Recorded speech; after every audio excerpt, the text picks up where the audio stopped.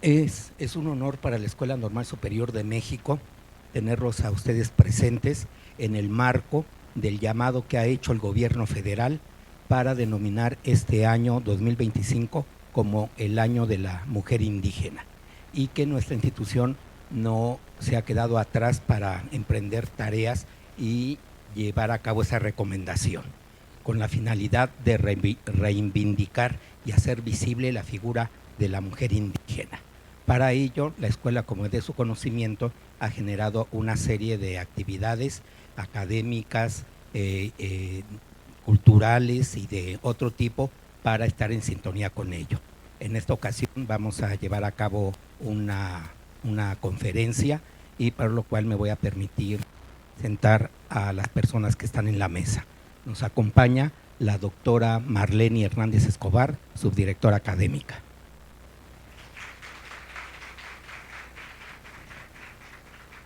Se encuentra también con nosotros el maestro Roberto Isaías Jiménez, jefe de la biblioteca de nuestra institución.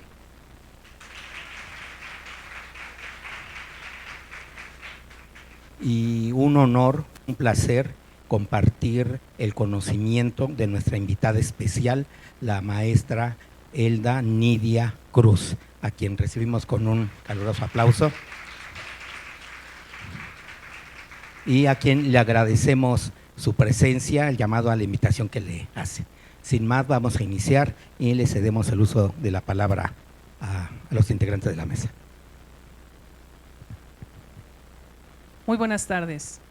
Sean bienvenidas y bienvenidos a esta conferencia denominada El papel histórico de la mujer indígena en el desarrollo de México, impartida por la maestra Nidia Elda Molina Cruz.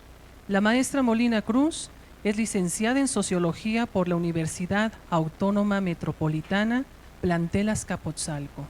Es especialista en literatura mexicana del siglo XX por la misma Casa de Estudios. También es especialista en competencias docentes por la Universidad Pedagógica Nacional. Está diplomada en terapia familiar sistémica por el Hospital Psiquiátrico Fray Bernardino Álvarez. Diplomada también en comprensión lectora orientada a PISA de la OCDE por el Tecnológico de Monterrey.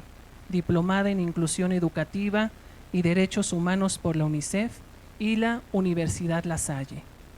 Es maestra en dirección y gestión educativa por el Instituto de Estudios Superiores para Profesionales de la Educación. Maestrante en docencia con especialización de la enseñanza de la historia por la Universidad Nacional Autónoma de México y doctorante en educación por el Instituto de Estudios Superiores para Profesionales de la Educación. Respecto a su experiencia profesional, ha laborado en el Colegio de Bachilleres, planteles 1, El Rosario, 18, Tlihuaca y 5, Satélite, en el área de Ciencias Sociales e Historia. Asimismo, en el CONALEP Azcapotzalco, coordinando módulos del área histórico-social. También es catedrática de nivel superior en la Universidad Pedagógica Nacional, Unidad 095, en las licenciaturas de Educación Inicial y Preescolar, en Pedagogía, Psicología y Administración Educativa. Además, colabora en el programa de la Maestría de Educación Básica en la especialidad de Gestión Educativa y Procesos Organizacionales. Además, ha sido asesora en la consultora Núcleo Asesor con la elaboración de diagnósticos y proyectos de intervención para la prevención de la violencia y delincuencia.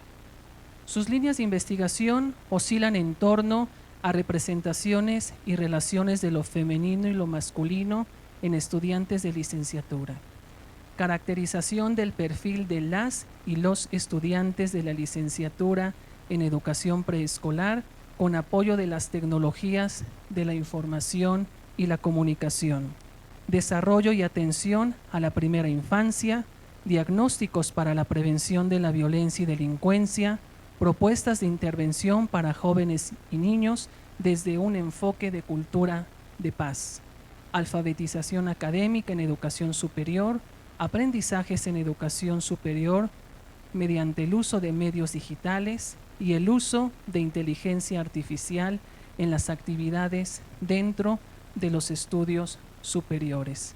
Maestra Nidia Elda Molina Cruz, para esta casa de estudios es un honor tenerla entre nosotros. Adelante y bienvenida. Buenas tardes.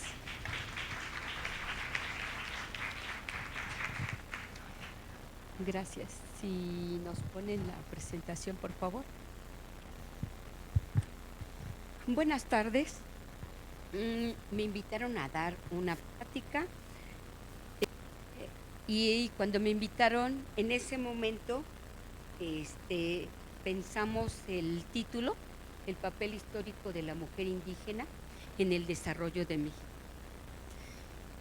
Después de haber escrito el nombre y acordado el día de la plática, dije, ay, tiene un error, debimos haber puesto las mujeres indígenas, no en singular. Y de ahí inicié toda una serie de reflexiones como para ver qué podía compartir en una escuela de este nivel educativo, porque me parece que la importancia de hablar del papel de la mujer indígena en una institución de esta naturaleza tendría que tener un gran impacto, porque ustedes son futuros educadores, formadores de niños y niñas, digo por la edad, de secundaria.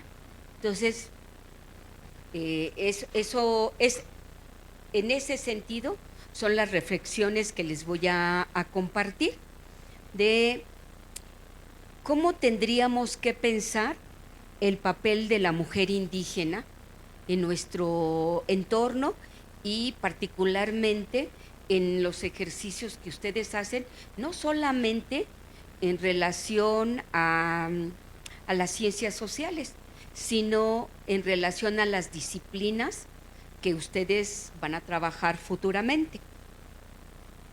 La que sigue, por favor. Bueno, inicié con dos citas.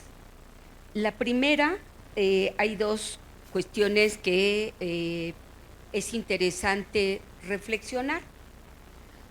¿Desde dónde voy a compartir ideas? Y las voy a compartir desde un lugar, y ese lugar es desde donde yo pienso y desde donde yo escribo. No lo puedo hacer de otra manera.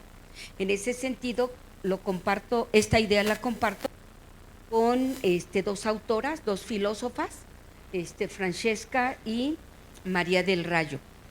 Y por otro lado, si yo lo pienso en ese sentido, me viene muy bien en relación a la historia de los pueblos y nacionalidades indígenas. Habría que entenderlas desde su territorio y el derecho a su cultura, no desde Nidia, sino desde donde ellos se encuentran o desde donde ellos y ellas son. La que sigue, por favor. Es importante el lenguaje y hablar de las mujeres indígenas me llevó a pensar lo siguiente. Las mujeres, en general, por lo menos en América Latina, Asia y África, estamos un poco definidas por lo siguiente. Las mujeres, para pensar a las mujeres implica reconocer que sus cuerpos han sido históricamente sometidos a constantes intentos de definición, sujeción y control con el propósito de excluirlos de la racionalidad y reducirlos a meras máquinas de reproducción. ¿Sí? Y aún más, plantea la autora Gargallo, pensar desde el territorio de una mujer indígena es pensar desde un cuerpo que ha sido doblemente feminizado, por ser mujer, pero además por tener un cuerpo indio. Entonces, ahí las mujeres indígenas son todavía más segregadas. Digo, si nosotras las mujeres nos ha costado mucho trabajo estar aquí, quizá como veo sus caritas de muchas mujeres y de muchos jóvenes aquí, dirán, está loca. Sí, ¿no? Lo que pasa es que ustedes nacieron o están disfrutando del ejercicio de la libertad que se ha luchado. Digo, a mí no me tocó mucho eso, ya les platicaré. Entonces, por eso lo planteo desde esta perspectiva. La que sigue, por favor. En este sentido, me planteé cómo compartir cuál ha sido el papel histórico de las mujeres indígenas en la historia de México. ¿Desde dónde iniciar la investigación? ¿Cuáles son los referentes para esa investigación? Y cómo dialogar esas historias. Y la última pregunta me parece más significativa. ¿De verdad existen esas historias? Y pensarlo justamente desde la academia, porque hacer la historia tiene ciertas exigencias que veremos más adelante. La que sigue, por favor. Antes de pasar a las características o las condiciones que nos piden para hacer la historia, les voy a comentar un poco acerca de estos tres planteamientos. ¿Quién soy yo? ¿Cómo me entero de las mujeres indígenas? Y ¿cómo pienso el desarrollo más bien, ¿cómo pensar a las mujeres indígenas si sí son parte del desarrollo de México? Si lo hicieron, si no lo hicieron, cómo lo hicieron. Para responder eso, la reflexión la tengo que hacer desde quién soy yo, cómo me vinculo con ellas, si las conozco, no las conozco. Les dije al principio que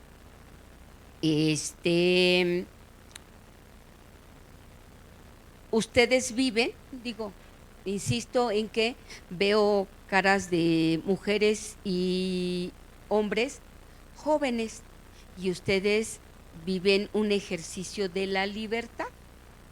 Yo recuerdo que cuando era niña, quinto, sexto de primaria, entre quinto y sexto de primaria, en alguna ocasión quise abrir la puerta de mi casa, su casa, para salir, para ver qué había afuera. Y recuerdo que mi mamá me dijo, ¿a dónde vas? Y yo contesté, a tirar la basura. Acá adentro, tírala. Ah, está bien. Y luego observé que mis hermanos abrieron la puerta y no les dijeron nada. Ellos podían salir sin que nadie les dijera nada. Eso me impactó mucho. En la secundaria y en la preparatoria todavía no crecía mucho mi conciencia en relación a lo que podían hacer las mujeres y los hombres. De eso me di cuenta más en la universidad y cuando estaba haciendo mi ejercicio profesional. Pasaban cositas y a pesar de mi color. No es lo mismo en este país ser blancas, a ser morenos. La vida es distinta, nos tratan de manera diferente, ¿sí? Y entonces recuerdo en la universidad a una compañera, Patti, que hablaban de ella, la miraban diferente, justamente porque su procedencia es indígena. Ella muy segura de sí, daba opiniones, participaba. Recuerdo un día que llegó a la universidad con un mayón como los que ahora se usan y con una blusa corta. Y por supuesto que fue la comidilla de el piso, ¿no? Y otra compañera le dijo, Pati, ¿por qué viniste vestida así? Primero, sus zapatos de tacón chiquito estaban llenos de lodo. Vivía por allá por el Molinito y por supuesto no estaba urbanizado. Y dijo, pues esta es mi ropa, ¿cuál es el problema? Pero no tendrías que haber venido así. Y Pati no hizo nada, ni dijo nada. Siguió en su vida normal. Después de eso, al pasar el tiempo, seguí la amistad con ella. Resulta que esta Pati hizo su licenciatura con mención honorífica, hizo la maestría y su tesis ganó un premio nacional. Claro que en un entorno donde hubo un rompimiento con sus compañeras que por supuesto no son de procedencia indígena y cuestionaron por qué a ella le dieron el premio, cuando ella no decide que el premio es para ella. Hace el doctorado y le ocurre exactamente lo mismo. Le dan el premio por su tesis, por su brillantez, y también la gente con la que cursa el grado no está de acuerdo. Las mujeres indígenas, las mujeres en general, en nivel académico, en niveles, más bien en todos los niveles, siempre son cuestionadas por sus logros, pero las mujeres indígenas más.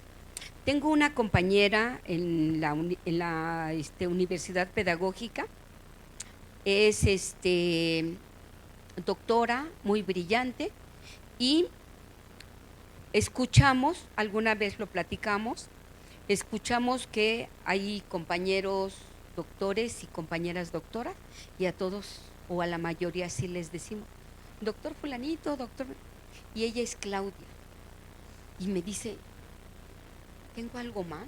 Le digo, no te preocupes. Entonces hicimos toda una campaña para que dos compañeras y yo le dijéramos, doctora Claudia, doctora Claudia, doctora Claudia, y la vieran. Y uno dice, pero ¿tendríamos que hacer eso? ¿Por qué a ella en particular le aplicamos eso? Y le aplicamos porque, ya verán por qué me incluyo en ese le aplicamos. Entonces, las mujeres indígenas tienen ahí sus situaciones. Tengo otra mujer indígena conocida, muy cercana, es la novia de mi hijo, y de repente me dice cosas, dice, es que usted, así muy frontalmente me dice, Elena, es que usted, como vive desde su horizonte cultural de blanca y de discriminación, Elena, ¿yo en qué momento te discriminé? Y ya cuando me explica, le digo, discúlpame, lo voy a volver a pensar. Entonces, vivir como mujer es complicado, y vivir como mujer indígena es más complicado. Así he conocido el mundo de las mujeres indígenas. También, antes de titularme de la licenciatura, por de esas cosas que suceden en la vida, me corresponde, bueno, no me corresponde, es como una oportunidad o una coincidencia, algo que me sucede. Me casé con en aquel momento, un estudiante de medicina, y lo mandan a un campamento de refugiados guatemaltecos. Y entonces, pues allá voy a unos meses a observar y a convivir con grupos étnicos guatemaltecos, primos hermanos de los grupos indígenas, particularmente de Chiapas. Y ahí observo algunas cosas muy particulares. La manera en que me hablan y que me dicen, oiga, güerita.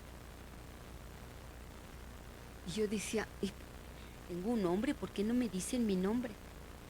Usted sí sabe la Castilla, ¿verdad? Yo decía, claro, yo nací acá. Y observo los programas de las ONG, brillantes, les platico la brillantez de esos programas de norteamericanos, estadounidenses, mejor expresado, italianos, holandeses. Esas ONGs iban a trabajar allá con esos grupos indígenas y les iban a enseñar programas de higiene, que no tuvieran piojos, que se supieran cortar las uñas y que se lavaran las manos. Yo decía, ¿qué cosa? ¿No? ¿Cuál es el concepto que tenían esas personas como para venir a ayudar, entre comillas, a los grupos indígenas? Pero había una brillantez en un siguiente programa, que era el programa de nutrición, que un poco lo gestionaba la señora Ana. La señora Ana era de un grupo MAM y ella era doblemente brillante. Ella era bilingüe, ni yo solamente sé español, pero ella sabe MAM y sabe la Castilla. Y entonces yo le preguntaba, señora Ana, ¿y qué vamos a hacer aquí? Vamos a darle seguimiento al programa de nutrición. Y el programa de nutrición constaba absurdamente en medir y pesar a los niños de 1 a 5 años que tenían diferentes grados de desnutrición y que les otorgaban estas ONGs una despensa donde lo más básico era leche nido, sardina, jamón y jamón enlatado, salchichas enlatadas, porque lo que necesitaban son proteínas. Y yo le decía, ¿y si avanzan los niños? No. ¿Y por qué? Porque se acaba el programa. Si los niños los sacan de la desnutrición, se acaba el programa. ¿Y entonces qué hacen? Estas despensas que les van a dar a las familias son para los hombres que trabajan. Ellos se desgastan. Los niños pues van a seguir creciendo. No, bueno, qué brillantez, ¿no? Y además de eso, yo me cuestionaba, bueno, ¿por qué México hace todo este esfuerzo para ayudar a estas casi 2,000 personas que son de grupos indígenas, si nosotros tenemos los de nosotros, ¿no? Estos son primos hermanos. Y sí, fueron desplazados, estaba el golpe de estado del general Arbenz en Guatemala, y ellos qué culpa tenían, ¿no? Eran los desplazados. Pero yo decía, esos recursos que están acá, desviados acá, ¿por qué no se hacen para los grupos indígenas de nosotros, ¿no? Los mexicanos. No, Nidia, es que ese dinero es de Estados Unidos y de los países de primer mundo. Les dijeron, tráetelos para acá, los ayudas y nosotros a cambio te vamos a construir un hospital de tercer nivel, algo así como La Raza. Y ahí lo interesante que además de atender a los grupos indígenas, pues se iba a poder atender a la gente de Quintana Roo. Dije, bueno, de pasadita vamos a tener un avance. Pero llega el 94, estoy hablando de 1993, en el 94 hay devaluación. Y como hay devaluación, nunca apareció, nunca se construyó el hospital. Dije, no, bueno, casualmente no se cumple las cosas para los grupos indígenas. De hecho, en la mañana cuando conversaban acerca del origen de estas actividades académicas, artísticas, culturales que se van a hacer, recordé cuando empecé a leer de dónde nace esta idea. Hay una nota en el internet donde una arqueóloga se llama Fanny López Jiménez, descubre a la reina roja en Palenque y todo. Lo descubrió en el 94. El año pasado se acordaron que lo descubrió y ya se lo reconocieron. Solo se tardaron 30 años, casualmente porque es una gente preparada, mujer y de Chiapas. Entonces uno dice, no, pues sí, hay mucho que hacer, ¿no? Hay mucho que hacer en términos culturales con las mujeres en general, pero particularmente con las mujeres indígenas. Y yo me pregunto, ¿de dónde nace la gente, no? Como para preguntarse, ¿cómo ha sido el desarrollo de México? ¿Han participado, han colaborado las mujeres en general y en particular las mujeres indígenas? Digo, porque sigue habiendo grupos originarios y seguimos las mujeres participando en la historia de México. La que sigue, por favor. En contraste con esto que les digo, digamos que lo anterior es como los datos empíricos y a propósito de la institución en la que me encuentro, les comento lo siguiente. En muchos o la mayoría de los textos de historia podremos encontrar una cita como la siguiente. Sánchez 2017 dice, la historia es una disciplina del saber humano tan antigua como el hombre mismo, ¿sí? Y los hombres que están aquí dirían, pero Nidia, eso es genérico. Yo digo, no, pero resulta que la historia ha sido genérica, ¿no? Porque revisar la historia de México o la historia universal resulta que es de hombres. ¿Y de dónde nacieron esos hombres? Yo me pregunto. Y de esa historia tiene que ser una historia científica que tenga una utilidad y podemos aquí revisar brevemente algunas utilidades de la historia como conocimiento, como instrumento político, como necesidad humana, creadora de identidad, como tribunal de las naciones, del mundo, o como ejemplos a seguir. Y si analizamos cada una de las definiciones, nos vamos a remitir a historias de hombres. Y en los libros de historia, no me dejarán mentir, hablarán de hombres, ¿no? La historia está escrita por hombres y para hombres, y también de algunas mujeres que escriben acerca de los hombres. Vivimos en una sociedad capitalista organizada por hombres y para hombres. Y estamos aquí porque muchas mujeres que nos anteceden pues han luchado, ¿no? Para que podamos estar aquí, para que podamos ser aquí la doctora, maestra y ustedes estudiantes, ¿sí? Eso no ha sido gratis, eso ha sido una lucha. En cambio ellos, entre comillas, naturalmente se ha reconocido su racionalidad, la de nosotros no. Nosotros la tenemos que luchar. La que sigue, por favor. Entonces tenemos que atender un poco en relación al título, ¿qué han hecho las mujeres en el desarrollo de México? ¿Ustedes creen que las mujeres hayan hecho algo en el desarrollo de México?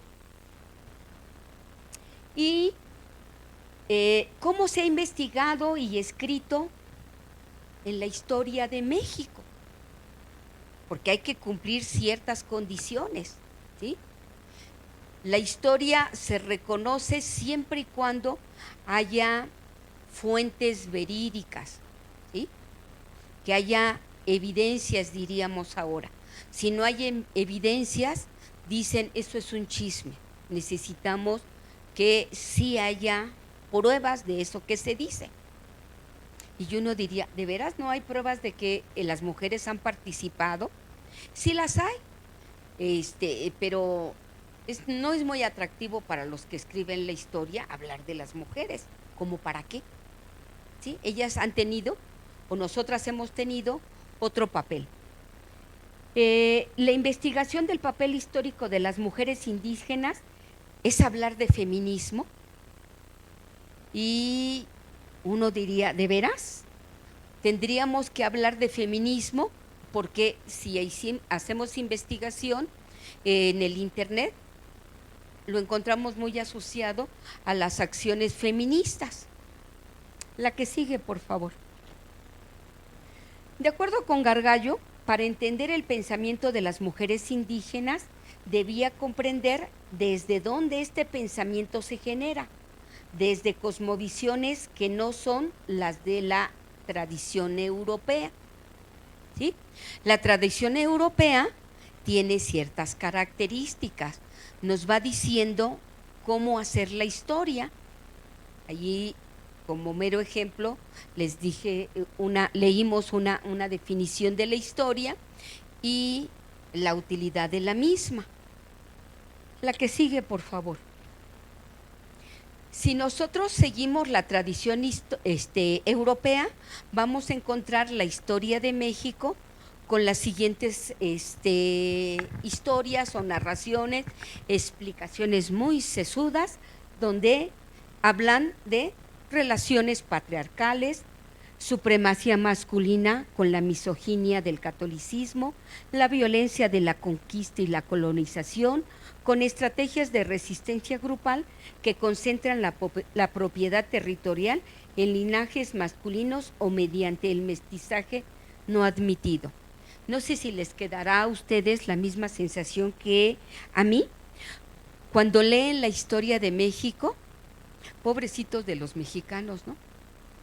Nos vinieron a hacer las planas, nos vinieron a enseñar, porque nosotros no sabíamos nada. Es más, está conceptualizado que los grupos indígenas eran menores de edad, ¿no? Y uno dice, ¿de veras? Pero más allá de ver eso, uno pensaría que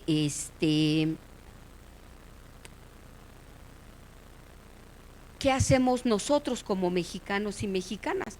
Porque además de que lo leemos, así nos han formado. Eso, de veras, me dejo de llamar Nidia, si no en la secundaria a ustedes les enseñaron esto. Esa historia les enseñaron igual que a mí. Esa es la historia de México, y luego dicen, ay, porque a la gente no le gusta la historia de México. Cuando hablamos de los grupos indígenas, hasta antes del 93, hablamos del folclore. Mira, saben hacer artesanías, son artesanos. Hasta el 93, en el 94, jurídicamente se les reconoce. Es muy reciente, ¿eh? La que sigue, por favor. Bueno, pero además podríamos decir, vamos a buscarle, esa es la parte histórica, pero a lo mejor el sistema en el ámbito político, filosófico o religioso podría reconocerlos. Pues no. ¿Qué ofrecen esos marcos? Un marco de resistencia a la dominación siendo intransigentes desde la riqueza obtenida mediante la explotación con la pobreza generada por el sistema a partir de una visión integradora de la naturaleza, donde el ser humano es parte de un todo con una concepción que lo cosifica y busca su dominio. Tampoco lo explica, porque a pesar de lo anterior, los grupos indígenas ahí están, han resistido y siguen adelante, ¿no? Que es un poco lo que les digo, aquí estamos las mujeres. Después de mucho, ya podemos estudiar secundaria, la preparatoria, ir a la universidad y obtener grados, ¿sí? Pero luchando, así solito no se ha dado. Ahora, ¿por qué podemos hablar de estas cosas? Porque tenemos una presidenta. De otra manera, no lo creo. Recuerdo que trabajando en el colegio de bachilleres, me proponen para ocupar una jefatura de materias, y en la entrevista el subdirector me dice: ¿qué cree, maestra? No va a poder ser jefa de materia. Le digo: ¿por qué? ¿Qué parte no cumplo de los requisitos? Es que está embarazada. Ay, digo, ahora lo podría demandar, pero en aquel tiempo no. Y les estoy hablando de el 96. O sea, que tiene que ver un embarazo con un desempeño académico. La que sigue, por favor.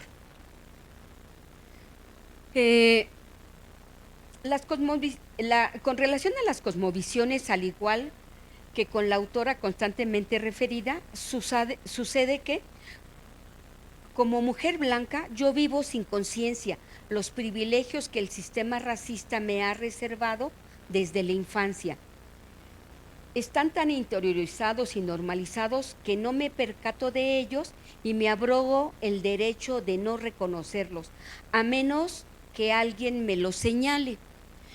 Independientemente de estas reflexiones, de esta conciencia que hoy puedo decir que tengo en relación al papel de las mujeres y al papel de las mujeres indígenas en la historia, en el desarrollo de México, hay mucho que hacer, y miren que yo soy blanca, y para que me puedan reconocer, para que no sea blanco de discriminación, de groserías, aquí está, hasta me pinto el color güero. Si yo tengo el color de mi cabello, si yo lo uso, no me tratan de la misma manera que si yo lo traigo de este color, ¿eh? Y miren que he estudiado algunas cosas. El trato no es igual, no es lo mismo ser blanco que moreno. También del tono de moreno, de la forma de vestirnos, de la forma de hablar. Hay un trato diferenciado, ¿sí? Y las mujeres lo sentimos y lo vivimos. La que sigue, por favor. Nos comparte la autora Francesca: aquí donde existe un privilegio, un derecho es negado, precisamente porque los privilegios no son universales. Como son pensados los derechos, igualmente ahí donde un derecho es negado, se construyen privilegios. Y los privilegios van de los hombres hacia abajo. Yo me supongo, ya lo dirán, no es lo mismo ser un hombre blanco que ser un hombre moreno. También ahí hay una discriminación. No es lo mismo ser un hombre de ciudad a un hombre de campo o ser un hombre indígena. Los trabajos son diferentes, el trato es diferente. Y abajito de todos esos estamos las mujeres. También habría que ir clasificando ahí. Junto con lo anterior, habrá que reflexionar en el racismo como condición cotidiana que confronta nuestra historia nuestra historia y la de Latinoamérica. Por ejemplo, los trabajos con bajos salarios, escuelas segregadas, exclusión en el acceso a los servicios públicos, exposición a las expresiones de la violencia institucional, entre otras. Ya les platicaba de este programa que se aplicaba de nutrición para los niños indígenas, ¿no? Violencia institucional, pero además con la salud, ¿no? de los niños y las niñas. En ese sentido, en donde trabajan las mujeres y los hombres de procedencia de estos pueblos indígenas. ¿Cuánto les pagan? En mi experiencia laboral, a lo largo de 10 años, trabajé la materia de política educativa en la maestría de gestión educativa en la Universidad Pedagógica Nacional. Todos los años analizábamos los trágicos resultados, el rezago educativo, quiénes están ahí, los grupos indígenas, las escuelas que atienden ese nivel educativo. ¿Será porque no tienen capacidad de cognitiva los niños y las niñas? ¿O la escuela está muy lejos, primero hay que comer, tienen que trabajar? Y como no se tratan los problemas sociales de forma estructural, dicen, no, pues es que pongan atención, que hagan ciertas cosas, ¿no? Entonces, es muy contradictorio. Por eso estas grandes contradicciones, si bien discutir acá en la ciudad qué hacer con los para apoyar, para reconocer a los grupos indígenas, me lleva a otra reflexión. Algunos estudiantes y hombres o mujeres que entran a la maestría, que vienen de provincia, al inicio dicen en sus expectativas, en sus motivos de por qué están estudiando la maestría, que quieren regresar a ayudar allá a su pueblo. Y cuando los sigo viendo, les doy seguimiento y le digo, ¿y ahora dónde estás? No, pues ya soy coordinador, ya. Le digo, ¿y tu pueblo? No, allá no me pagan. Y entonces yo digo, ¿y entonces? Ya se le olvidó su sueño de ir a ayudar allá, se quedan acá. Entonces, habría que pensar, ¿no? Que es esta parte de la cosmovisión, no miran, no planean lo mismo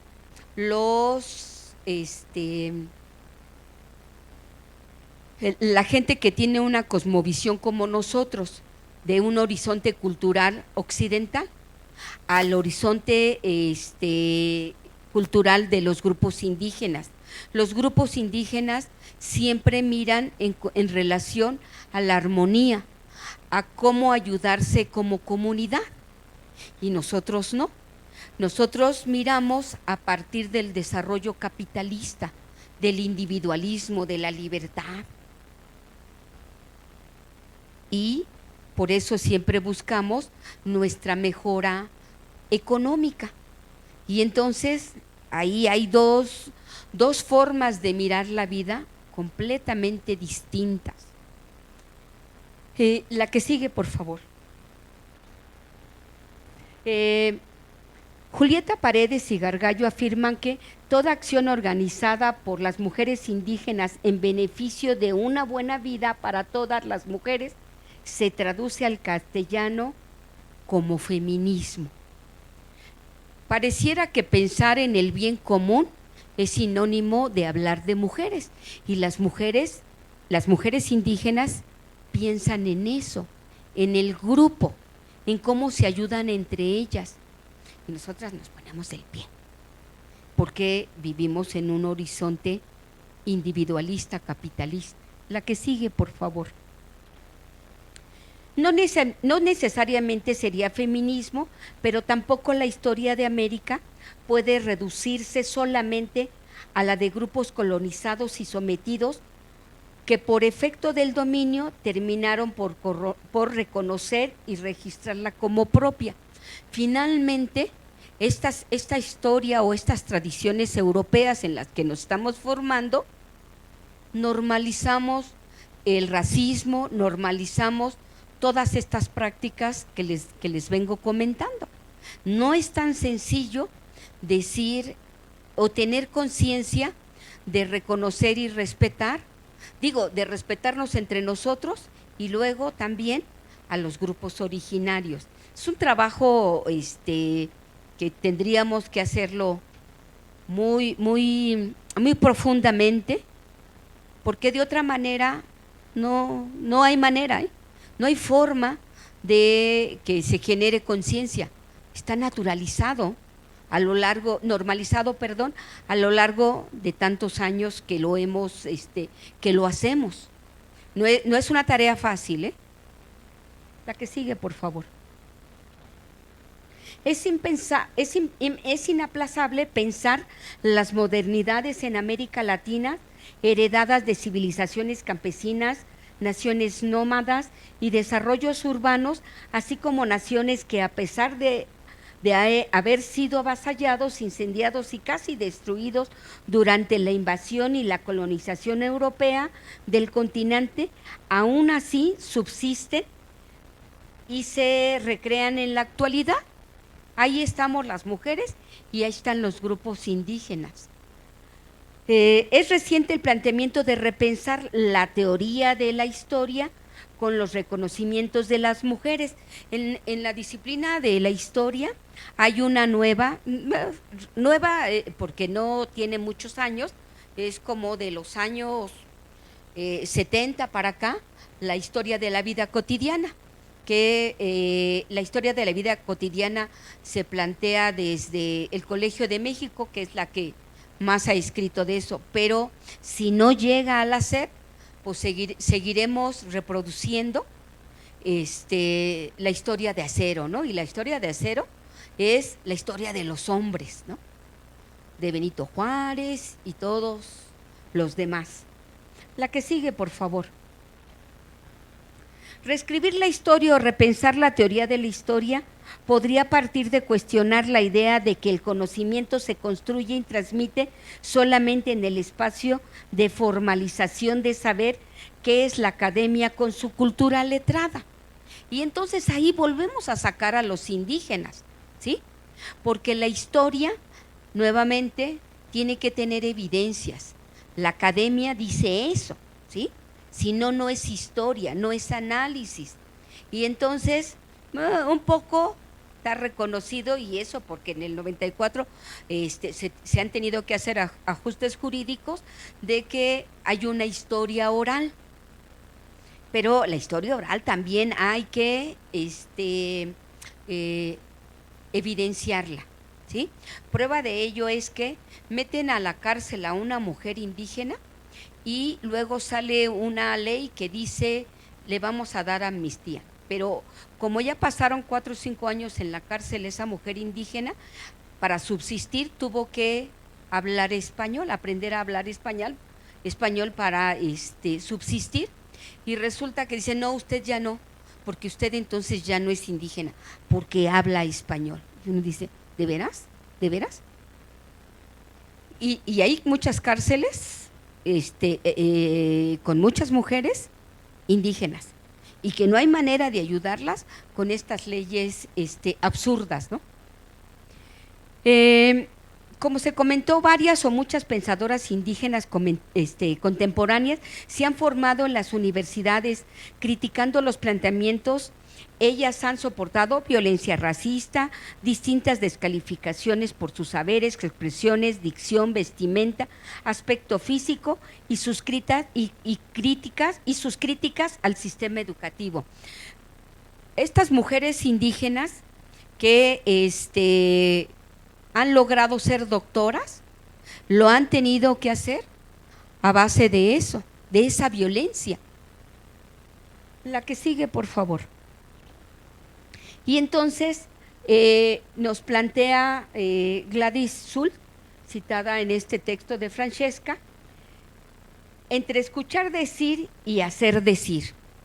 ¿Cómo podríamos hacer una historia donde reconozcamos la inteligencia, las propuestas, los saberes de las mujeres indígenas? Escuchándolas, no interpretándolas. Tendríamos que saber escuchar y entender desde dónde hablan, no decir, lo que quiso decir, no, lo que quiso decir fue lo que dijo, no necesitan interpretación de nosotras. Nosotros tenemos otro horizonte cultural. La que sigue, por favor. Bueno, para concluir, no pretendo interpretar las creencias, actitudes, sistemas interpretativos y sexualidades de las mujeres de los pueblos y naciones indígenas. Esa es su tarea. Los aportes de mujeres que interpretan la realidad a partir de los conocimientos producidos por su cultura y su diálogo intercultural con otras es un esfuerzo por cumplir una función liberadora, emancipadora y crítica del quehacer filosófico y de los modos propios de rebelión de las mujeres. Aquí yo solamente diría unas ideas más a propósito de este espacio. Ustedes serán los próximos formadores de chicos y chicas de secundaria y habría que escuchar a las mujeres y a las y los jóvenes indígenas, no interpretarlos, no importa qué disciplina trabajen con ellos, pero es importante escucharlos porque son parte de nuestro México que tanto dicen multicultural. Pero decir multicultural significa que no sean folclore, que no solamente reconozcamos que saben hacer manualidades, también piensan, sienten y se pueden expresar. Eso es lo que les puedo compartir del papel que han desempeñado las mujeres indígenas en nuestro desarrollo. Gracias.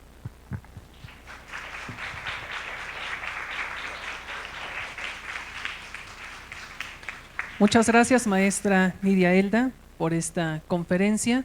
Tenemos la oportunidad de preguntarle algunas cuestiones a la maestra Nidia. ¿Alguien desea preguntarle algo?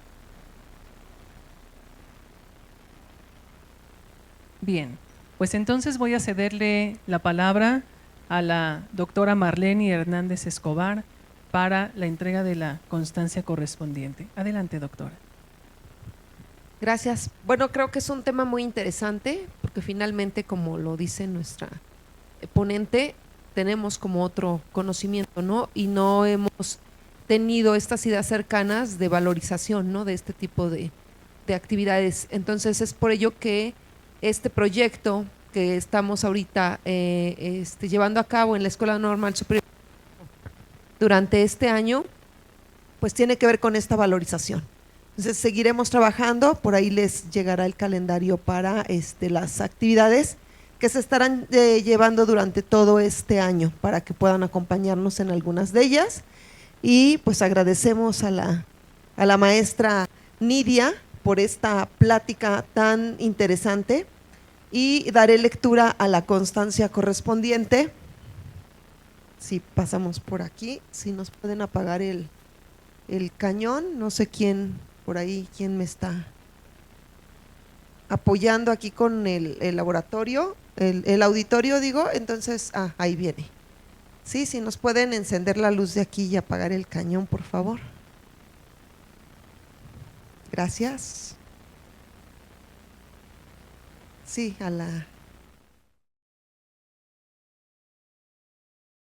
La Autoridad Educativa Federal en la Ciudad de México y la Dirección General de Educación Normal y Actualización del Magisterio a través de la Escuela Normal Superior de México, otorga la presente constancia a Nidia Elda Molina Cruz por impartir la conferencia El papel histórico de la mujer indígena en el desarrollo de México, misma que se llevó a cabo en la Escuela Normal Superior de México en modalidad presencial el 13 de febrero del presente año a las 17 horas en el marco del proyecto interdisciplinario 2025, Año de la Mujer Indígena.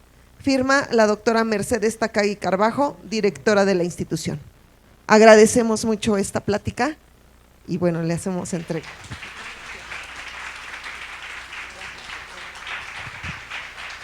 Y bueno, los invitamos a seguir participando en estas actividades y nos vemos pronto.